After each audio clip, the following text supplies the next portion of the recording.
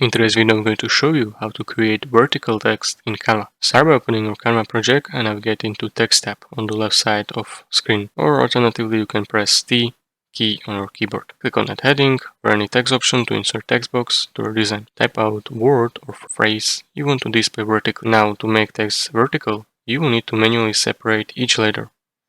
Click between each letter and press Return Enter key to move each letter to its own line. Repeat this until each letter is on separate line. After separating these letters, you may notice that they space too far apart. To fix this, click on Text box to select it.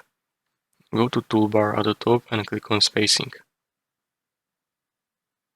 Here we can adjust line spacing by dragging slider to reduce space between each letter until it looks just right. To ensure each letter is perfectly aligned, select Text box, go to Align options in the toolbar, select Text Alignment to center. This will make sure each letter is directly aligned under above it, creating a neat vertical line. You can now resize text or move it around your design as needed.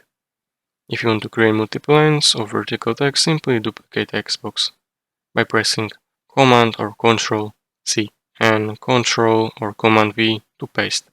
Alternatively, you can hold down Option key or Alt key and drag text box to create duplicate.